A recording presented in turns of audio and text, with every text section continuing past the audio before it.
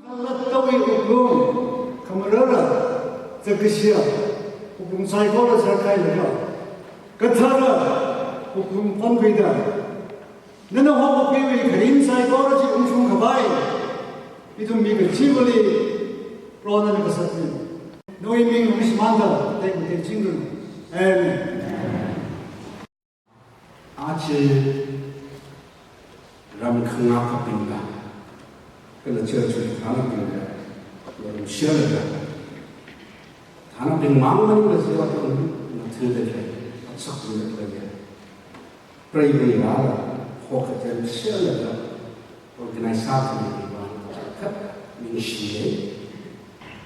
ina yi ti pong ki ta chau lo ka ka hang ba da han khu pom hi tiêu mai cái gì tao không chờ cái sự sinh sản bom đã đi chung rượu ráo đi tùy đi cái gì ráo tùy mấy là thối khử để suy để biến đi mong là biến đi nutrition sản hóa các bạn mong là đến đây sự thỏa cái gì ráo tùy sắc áp lực của Citi yêu Ningrin Kamatayala to be the theological guardian and doctrinal watchdog for the Tamil churches. Later, the Tamil church will be very young. Cái là rau tùy mình ra mình sắp lên mang lại những sự chung là mà yon cái pam cái là nó cái phá khơi tâm là chỉ thấy cái tham gia trong cả bài vậy khối mà yon cái tâm là phư cái thà sai gì commitment là gì như là trong cái khi nào mình là đang khối ăn chỉ shop cái sắc rồi con rai cái bước khơi là ba cái cáต้องมีพนึงเลยก็เราที่ทุกอักที่น่ะมีกระจายก็เลยที่ไทยคนเดียวจุดที่ชุดเครียดเลยที่บาดทวายเลยพนึงคุยแล้วที่ก็จุดราขนาดที่อาจจะภาษาจุดราจังเลย association ไม่ได้ยา even denomination ไม่ขายปั๊มเด็กชาวบ้านก็อีน่ะที่ห่างไงอีทุนHili, pulpit hili, rawi tui matui kawai, chika kawai, kala hi pai shok kawai apamon sada, hi sakrak kina chichi kawai, iwi colleagues with, iwi co-laborers with, ministers with the Krishnai, ori Krishnai, kala ila ori hi nganing maman maga chichi ngaga, rawi tui matui kawai, hi sada Pemilih ini laga kena terteg kalau tahu opinion personal opinion maning laga kecil-kecil kang kamai witi elderly advice kerana kena nasional punya hang kecil witi elderly advice maning laga political campaign or national campaign in the world. Yurui nak kawai, kisah kawai, tui mama tui bai. Hili kenganina ni saikor sunauran, mayangaran. Bible ketam nauran, matam naran. Si kamalai malai dikha hili ka kenganina ni saikor na rawati. Kangatai platform terak kelai. Public arena ni, itu mui public gathering ni, political campaign ni reno, yurui workshop kan, seminar kan, conference kan, jika jadi buat sahabat kita mereka, hancur pun hingga keningan ketemu rawi tinggi, mata kena mizah, ay sasar jadi ikut semua. Hiwang saja He I saw kahai routing to one memang church ni kamataya apa mak sahaja ni. Jadi memang ina jika kau ni ketemu ni, either her no personal opinion, no elderly advice, no political or national conduct.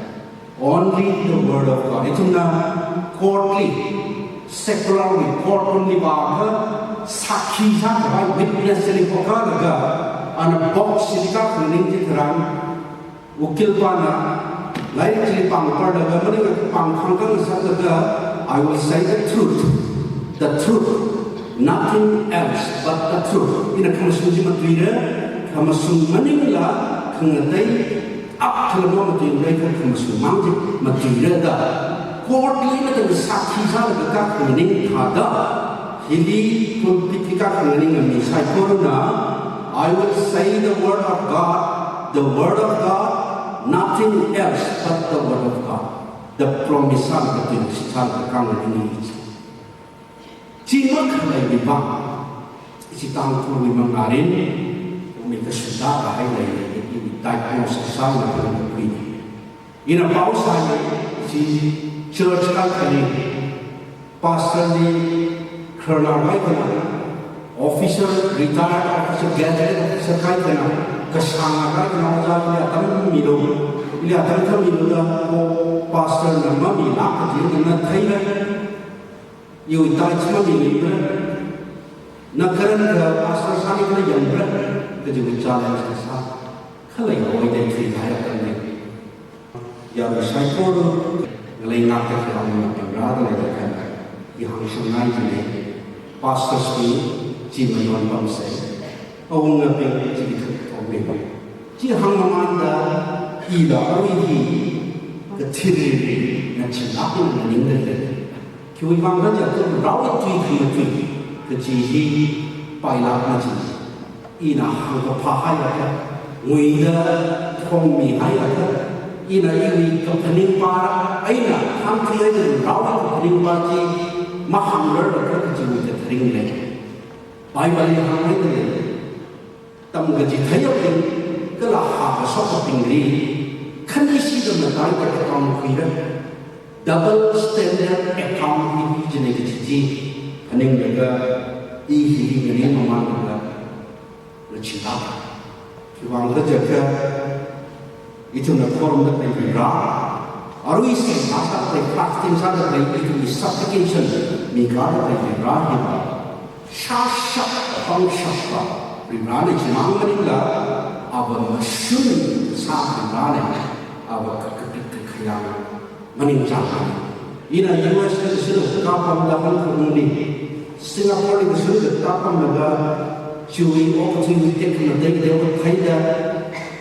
iram mereka mungkin kami legacy satu pina, jadi awak, jadi amai besok. Kau tahu, Amerika itu pun dia nak kau jadi musik, atau mereka sudah jangan jadi musik, kahang baik. Ini amai cingana asing jaga, senior kira, macam tu pun dia hamil kelainan. Kepul-kepul ini meninggal. Ini hanya ditimpang. Midang dari Joshua chapter 7, verse 10. Jadi ini kan, siapa yang Joshua ini hangrari, rakyat apa nak heng saja, mereka ini. Paling sugai siapa yang sugai macam ini. Mereka Joshua ini. Tik saat ini hidupong kita tak ada yang tahu apa itu. Joshua apa mai? Tuipong ini Israel ini mulai pasal. Ibu tuipong ini pasal itu aja. Medical term yang kita ibu babina si jalan ini diagnosis ini. Itu mai legal term yang kita mereka defense term yang kita operation satu movie ini nama kita detective movie Texas menglari nama kita prophetic voice ini nama kita ini itu kita oka uncomfortable besar nganangan apa kecil sampai ahang agar kita pamri pamra manaji shokra pai ka shila ke bi rawi ka pling ki le la ka ki pa ji tu yang rum tu mai sa Joshua chapter 7 he itum Sunday school ka share de nganoi da ka ta ani ni la pa Israel na na rai ma ta wi chapter 2 John Joshua was very key leadership layer. Yuru ikhlas, min yura kan rana kokum, kalau jadi kecuali kecana hendak lagi, menglawan ketung kekal, jadi kecana isi tanggung dulu ak, ibu Joshua lagi pemainnya Moses na Egypt punya Yuri, lawan punya transfer juga, jika sang ketanai juga tihai jam Joshua na awi mafikasin da rana hari jisin bahai pot mengaji hok Joshua chapter 1 aina hok da rana aina jena Joshua chapter 2 ni Jericho ni rai mata kabai ruyang kabai spy kani jihola ga kayordu rahat ni sini matun daga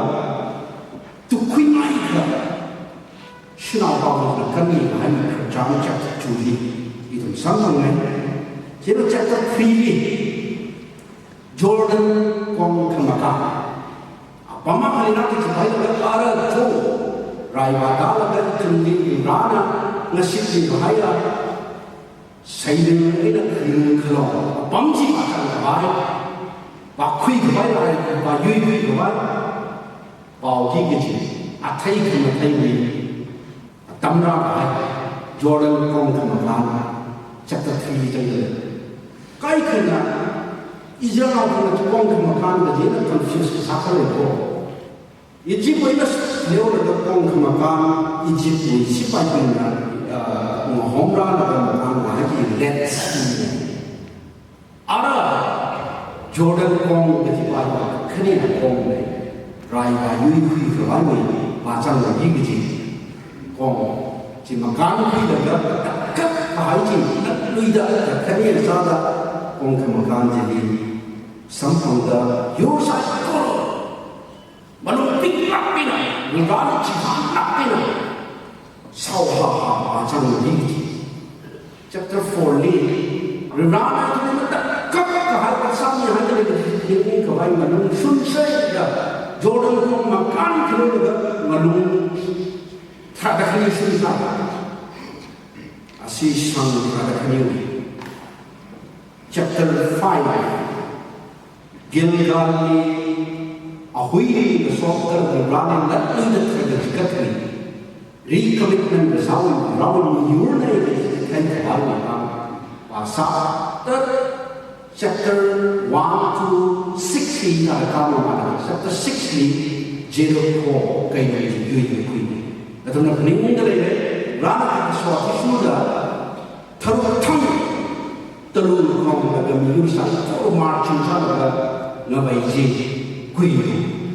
kesini nak tahu tak nampu naga sini kuili ini terus kau ina yang ini bawa nak tolong kesak kau bawa ina kainungi ngabai kalau pakodi mintai kalau kita kuih itu jangan kecil itu kuih chapter 60 you kuih bahaya jadi ada background apa rana ini akni nanti kita tong miru sayur bayar atau mengkelai wat katong tong sakit jam lagi semandi kita kena Kiki kemukai baik-baik. Chapter 6 verse 18 jadi kerana cuma saka siman di tengah hal pinci mengamar jiman mereka sasiman kahal pinci natun nakui terang Israel wi ramrani kesiman sokta rot kemerah darah ke lupa sina kala pitrai na mariwi tengkot kita tha program wibang kamakai na hiting hiya program dan kajekwai pamlik isagi ji kipa kipai mana tahang bahai ji Israel tinggi jadi akana kahang mangana ada kui haida la thumaida morai sa hai ji ina rapa so keteu nau ai go ho khunau ji Pasal bahaya salib naik sisung berjalan. Chapter 7 verse 1 in patah. Kahang ada rawi tui begini le,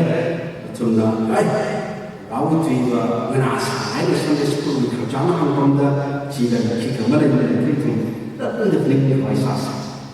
Verse 1 ni kesana siman ni tengah ini apa ni Israel ni bina kesang kaya hawa. Yui tipu Israel morai ha sok kido rana nama kemaya Israel morai sampai kido sangka hai apin jadi wia only Israel ni masih kesangkai awal kerja Judah sanawi likalai jera namanya Zabdi ni namanya Kami namanya Atuna isi tangkuli depan jangan siapa kes Hebrew amin sahaja atuni na si ya ada kui naga HAN ya ada kui jauh tada akhan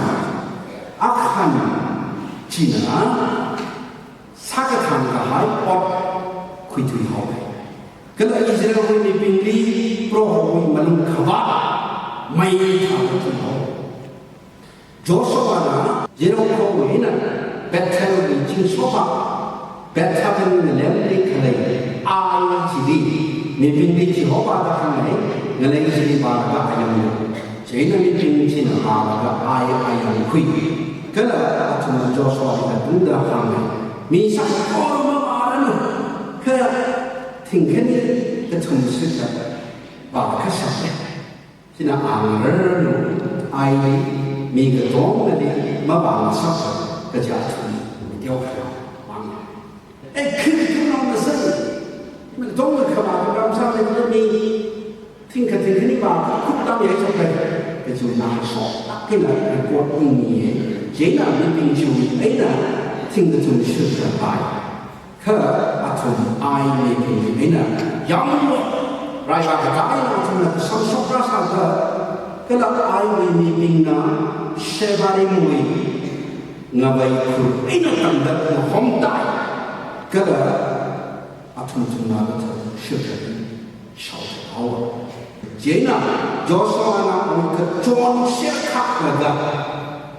Israel ni karna binding soda atun kuili hwatla nyo laga ko mamani na jinina tanda khumjang da pamai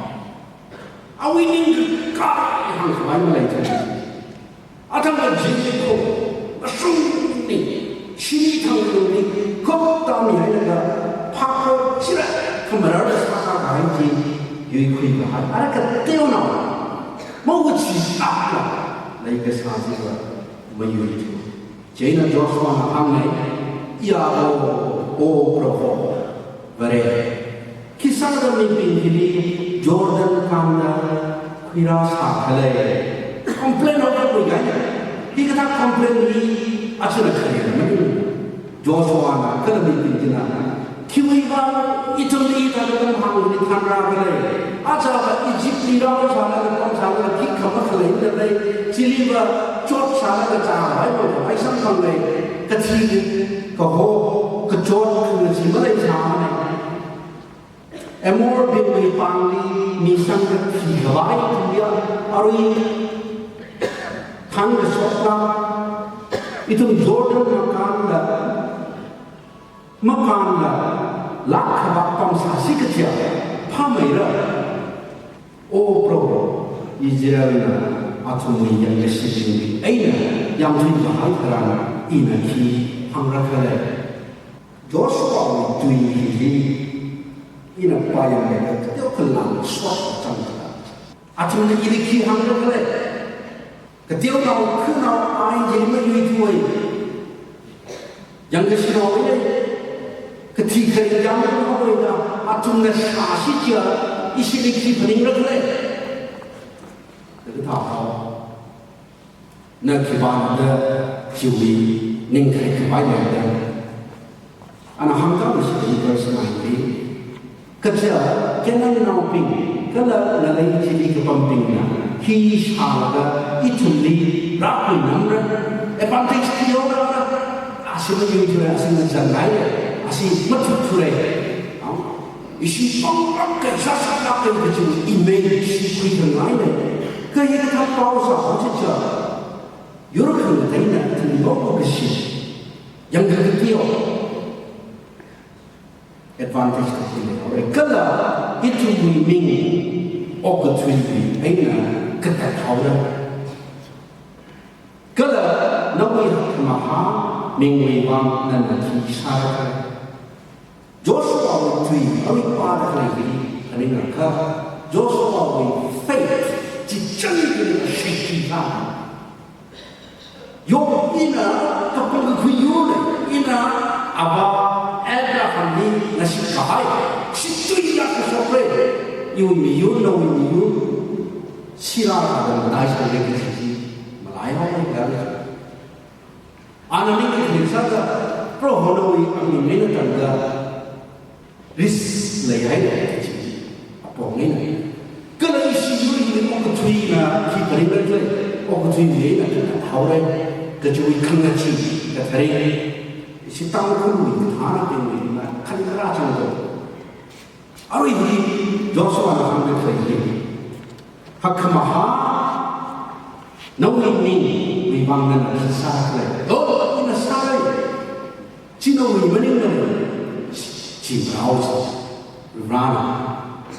Jadi kalau Joshua ni hamil, pasti. Lepas itu kisah kita ada kurung pembelah. Hari ini program di Shanghai teks Joshua chapter 7 verse 10 prophecies Joshua itu so. Agar itu kisah ada hari ini tanda opong dem jadi fatwa ni kui fatwa tayai lagi makum jangga pamkhalai Israel na morai sahai verse 11 ina atumli keso kahai iwi tingasit John makan haire sasiman kahai ot atumna kui haire kala li kui laga kapikta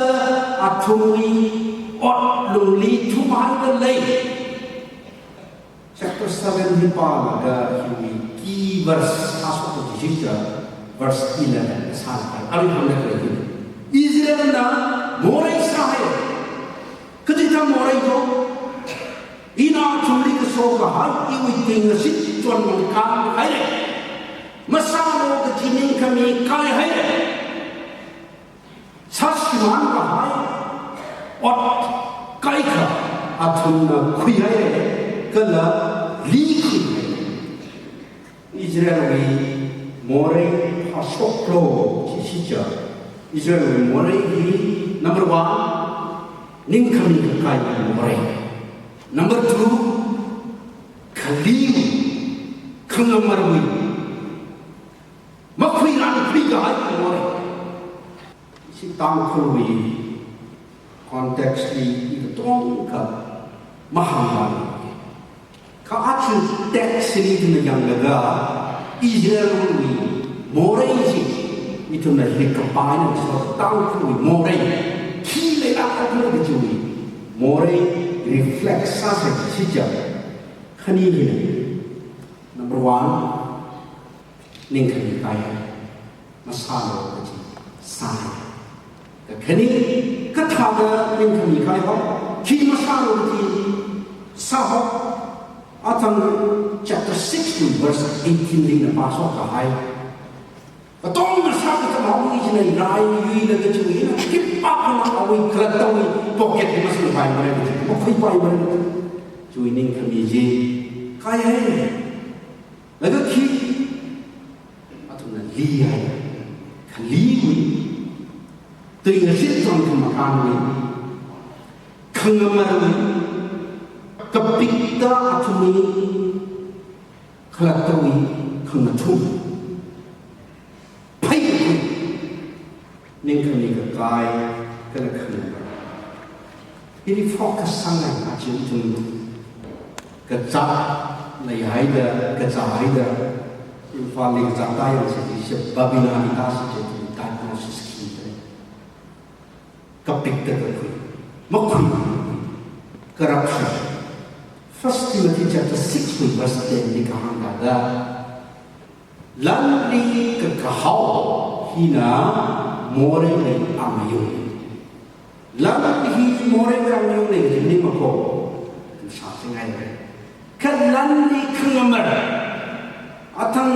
sinana pitraila makui balak ada keji kui sotong aka department ni janggaท่านนั้นพาไปในรำลีก็ทำเลยที่มันคนก็ได้นะสร้างมันสร้างก็ได้ไปก็ all expansion แล้วคนสอบอะไรได้ไปสอบไปสอบมารูปแบบก็ทำสอบมาจะอุ้มหุ่นจีโก้สุดไปในสอบหุ่นจีสุดมันจีก็จะตัวเองอะไรให้ได้สายอันนี้ all expansion มาจากที่มาสร้างที่ไหนมันมองที่ไหนยาในที่ไหนยังอยู่ที่เนี่ยมีลิสต์ที่ออฟฟิศที่มียุโรปคนเดียวที่ all expansion จากอะไรมีลิสต์อย่างนี้สาวกคราบอามิงจังสันที่สาวกคราบที่จะจิ้งคราดากันไกยกกระชินเอามีได้ไหมล่ะกับคิดปัสสินเอาละ all expansion ที่คุณต้องที่กระทั่งเกณฑ์ที่ได้ในสายสกัดกันมักคุยรันมักคุยแต่ก็สิ่งต่างๆที่กระทั่งอักขระอักขระที่สกิลคนละกายออฟฟิศที่ยงที่ละกายที่สักที่ละกายนี่สักสักนี่ละสักก็สักสักก็ที่ปากก็ที่ยังที่ละสักที่กุเรย์วิ่งที่สกิลที่กระทั่งไม่ได้ที่อาวุธร้านนะที่มุสลิมบ้านเลยมันโจ้น้องราบุรีatau mesti dibalik itu nak pembelan cara, makumere, sahaja jadi bagai jadi, skin pun besar, marah kesel, sepinjam tujuh ini,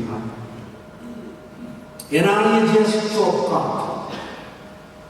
kuih senakna, sakani itu teruk, for example, eranya just coklat, sakit tentara. Hong Kong sih begitu ni, sih betul Hong Kong nama tu betul administration sasang itu, sasang itu lah, akan makunan kekui, George Willis itu, Iram tanya ni nak Hong Kong tanya masau, tanya nak cakap lepas, tanya nak orang mikro, cakap salah lepas. Iram tanya Baptist Church, Manipur Baptist Convention di, apa itu di member itu di rekod, hari ini. Ke Manipur Baptist Convention we membership roll ni, subscription we report ni, ciwi number na Iram tanya we baptism membership report kening tanya, ciwi mana tu? Pasal ini kan tak lagi. Subscription lupa hangpunga, kerja lupa thunrang lupa makuji, memingai juga. Church member ba thung kale, ara MBC lupa tinggal satu sama mikaji. Iram pasal ini hanai, iu yang minggu sampai MBC ini kaji. Ara kepahamai, ara itu. Membership ni mana site ni? TBC ni, orang desa social membership ni macam apa? Kita ini satu orang, percentage. Youth ni ada juga, women ni ada juga, association ni, convention ni, membership pun ni kenal. Lupa makuji saya juga, sini nisab nawi. lupa hang pengaga tinggali sama pengaga langsung makan cium akali lupa tinggali sama pengaga mami ngain ada napa orang sama tadi ke church makuiran ke kui ina ke ni ke hang mana isi tahu kui ke jah demi orang itu ke tong nali kecil hok pokin yang mui gahai akal kiri je ke tegak berat ketemu i maring li dari tangkai mencet kau dalam jina berani nak cari mai wajah akan iu ibang hak ni sar jingkung kani di sana aja now dah tham graduate visa dah suatu waktu itu hadir dan orang papir over exam apa sih kami link kita iu certificate riba tiada nganui yang bersama Singapore di Bible kata ada March ke third semester sudah cuma kalau dalam kami di tanggal tak kaki nak mobile ni happy birthday the time the hours yo macam March one saya jadi birthday ni you birthday di siapa academic record ni is it din of students nama student ke tuang birthday ni orang di card lah cakap ada March 1 ni birthday celebration ni kami sekarang kekayaan baik kesihatan. Usut makan, tham happy birthday. Oktober tuk tuk tuk. Iu boleh kita baca ni kita hitung jalan. Sertifikat ini sudah sikap terapa ni. Ai tak kisah lagi cikasi. Ai tak nak cuci cikasi. They don't but cruising like the Pangkang, this is a Japan Pangkang. Chui Bang the Honte, Sitang, civil service to the saw, what was on the Bang? Kapik the Sakura John. You will not behind certificate date of birth. Makwila the Queen, Kangamer, Makamasuna, Saka Queen. No issue. Now we believe ini mahal. Akan we moreji cip Israel. Cui bang Israel ini pin atau we yang kasih pin mengusung kerana atau yang kasih pin we aina yang hawa kalau atau ma siman dapat pin ketah asal air. Nanti we alam we ni kalau dapat pin ji masyarakat sembrang naga ayat tanda ina nantumni mangsuan.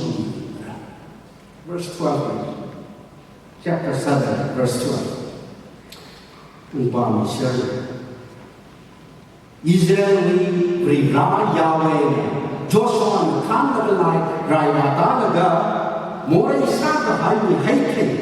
nantumni alumni kalai wat pingji masyarakat sembrang naga ayat tanda ina nantumni mangsuan.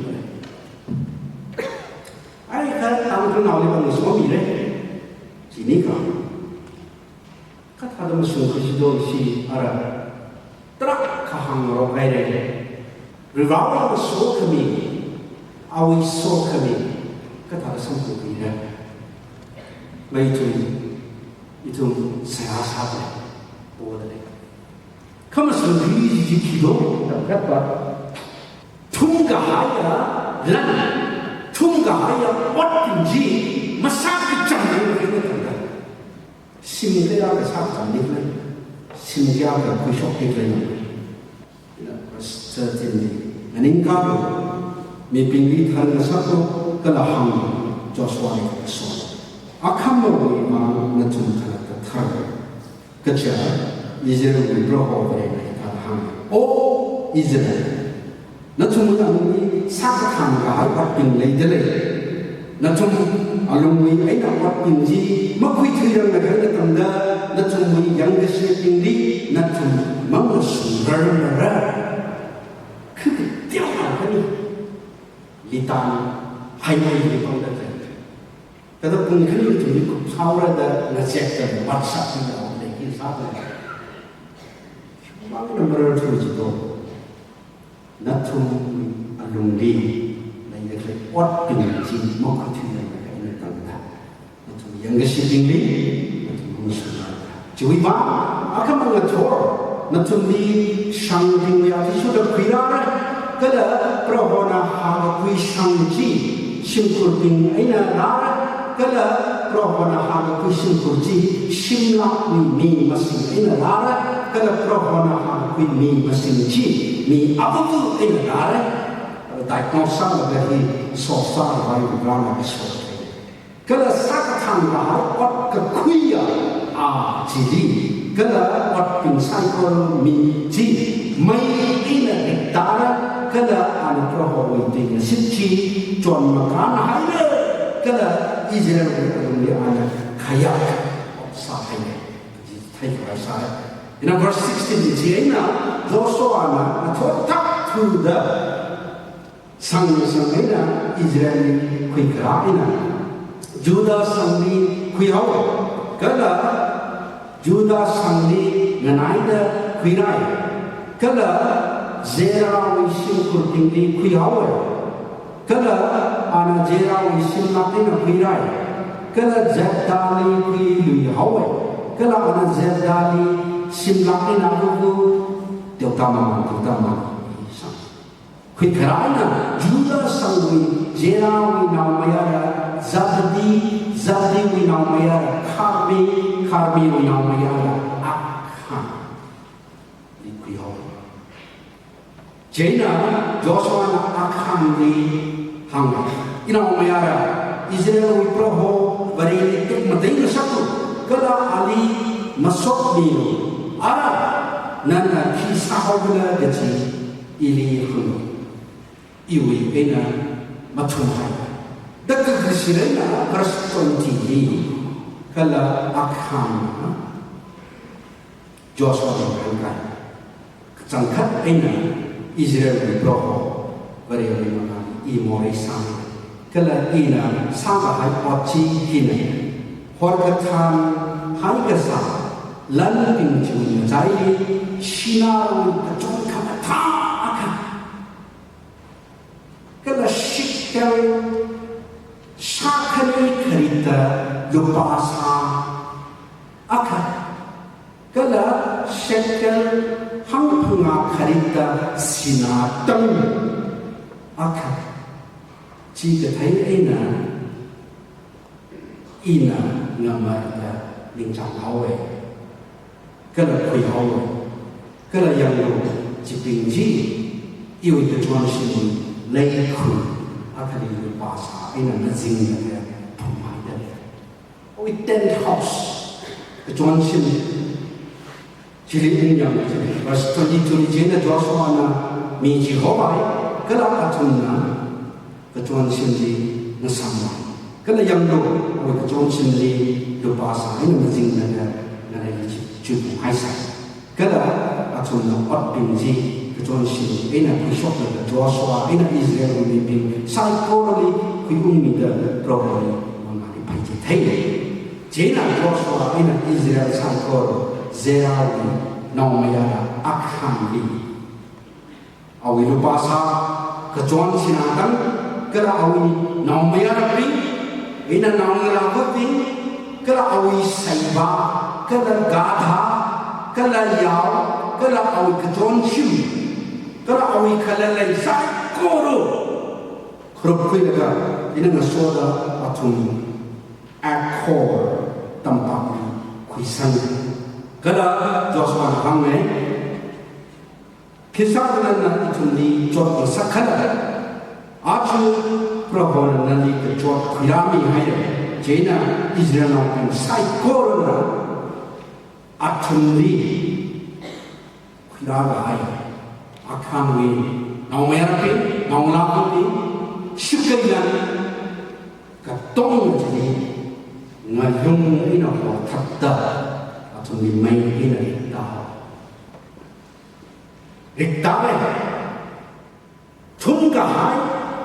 ngamarda na thunga makui an kui kai betul kui shok la mari tarang la betul da probona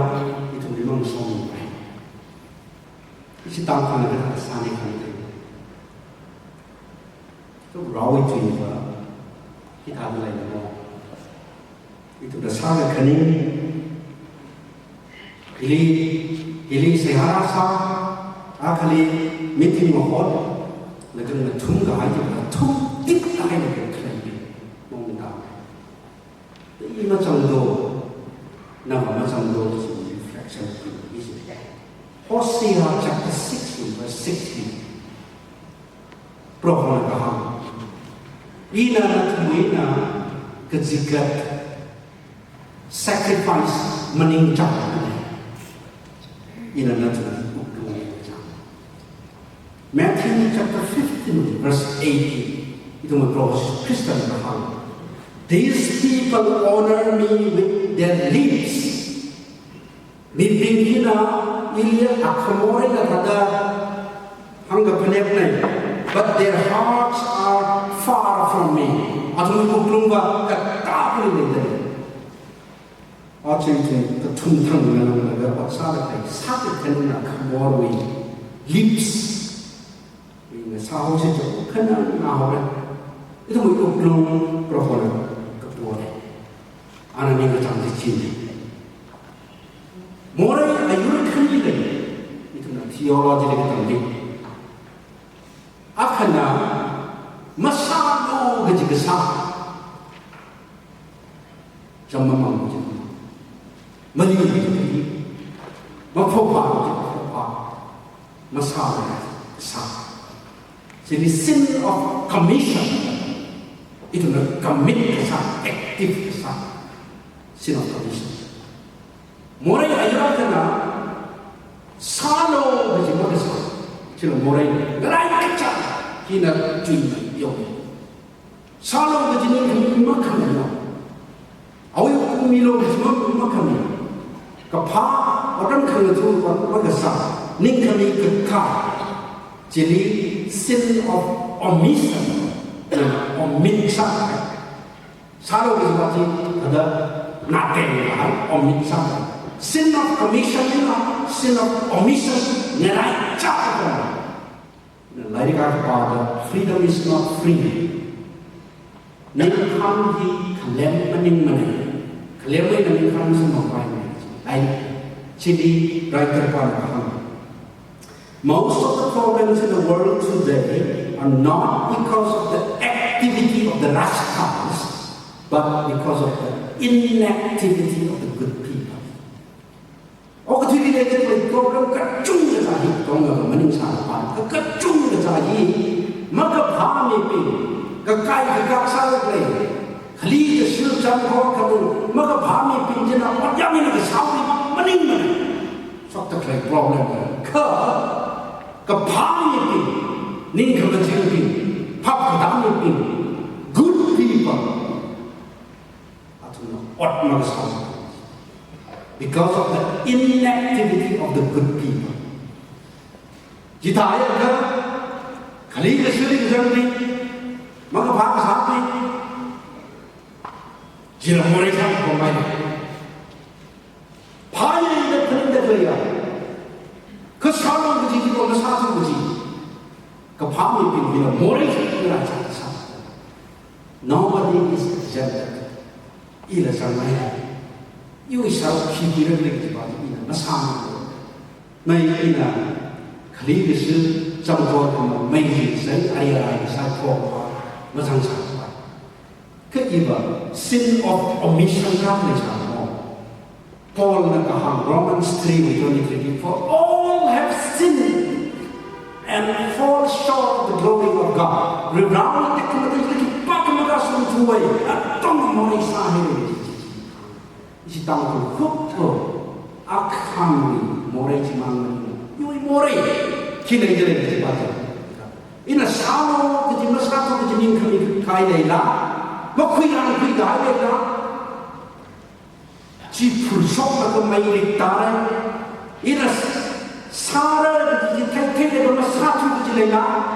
cepat dah kau recuri mamina itu tong sampai kipak mengenai sopan fall short of the glory of God.เราจะเกิดที่ป่าของอาสุวัตปัญหาธรรมะกันฟิโลโซเฟอร์โซเครติสนะสุนทร Cimi kota, gajin baru kita tam jadi thomai shalaga sorok cerita sa, kerja ini pimpinan yo ke bawah kita dengan itu, pak yang dah pernah nak pimpinan yang siapa ke bawah itu, semua yang sangat jadi fenomen ada yang kerana ali itu ada tasam pun ada kerana wajib itu yang Socrates meninggal. Hey Socrates, what are you doing? Never kill something. Aneh, paling lagi macuk lagi cetak lagi ya, philosopher Socrates na King Angkama. I am looking for the original man God created. Rana saka ya original ni kumodi pada and I find none. Kalau macam kita kekal semua itu, isi tangkul, berisnya. More kepada exam saya itu filsuf lega akhir lasok lega akhir itu mungkin uklong siapa lega ngahang ina pengen lo besar cepat kamu jumpa na tu lega cuy cumai deh lagi ini kan lawas sosok yang bersih mengusulkan. Kena chapter hi pa ga tum chapter dong pa ta hai chapter 7 hi kharjam hi mi komo moi kharjam mani chang khat Israel na moi kharjam mani isi tang ko moi kharjam mani hi itu na la kena ke ni tran ribrawi kharjam ka ni sa ribrawi masyun ju ni ham na ke ribrawi sa sak tong sa power ji na ke Kalau Ribrawi lagi sih yang Ribrawi masun di sana ko, apa nanti hari macam mana ko? Akan lagi saya dah itu lu masan itu dari situ hui miao sih macam apa? Kalau anak isi tahu ni, kita mana yang itu ada sana mana tu, asyik dari yuing sana macam macam masun ni Ribrawi. Jadi theological dilemma bukan apa juga. You balance. Ribrawi syak kau sebab Ribrawi masuk Ribrawi legacy Ribrawi. Legacy itu tu dunia orang dah cintai. Bible kita mahu mengahanting dia. Ribrawi legacy. Akan itu boleh legacy lagi jaga ide legacy orang sang sakau. Yo Ribrawi masyumi radai, ada masa lo jijia, ada amgay jijia, ada no jijia, jadi excuse me. Kalau isi dia, tapi Ribrawi lagi isi dia apa, maksudnya ini laut, mulai sampai sini. Kalau Cina anu hui miran mana jaga Ribrawi sasa meninggal. Awi mak tu lain merawat. Kebenaran itu tumhi ngerai jaga our attribute. God is sovereign. God is just and righteous. God is love. Ketumhi kan ada balance ni dalam itu. Kecil terang hiu kerjaan kita akan ningai dah soal terang itu chapter 8 next chapter pada Atang Cira rang jam kuna ai ji pai nak kina ayu ti ho right kayu next chapter ni isi tang ku bangla right kayu yurui victory next chapter ni kai chung ai mo re khang number particularly pasok mai ta fre ka ta sa sikle Harap ini kerana macam itu sah ransom. Orang saya dah itu mungkin rai itu ada beberapa siasa itu betul kan mangla semal kai sinar balan cung itu semal ini aru rakyat ini berani pakai kadang ramai ini berau itu pokok lega rau yang kita sunnah itu siasa. Narau itu tinggal sana, itu mesal macam kamu lagi macam, kalau orang dah bukan macam tu, nó mới gặp thao ra xin mình đi cái sự ta là mình sinh ở cái chung là cầu ta sẽ sát trong đây cái là chỉ mong mình là không mà ông là bình Hebron đi dân được vài người ăn được này đi cái ván nó số hàm mi ta chuẩn bị cái vài sẽ sát được cái cô này cô nên là lúc mà sáng nay xin được các cái sinh đi rồi amen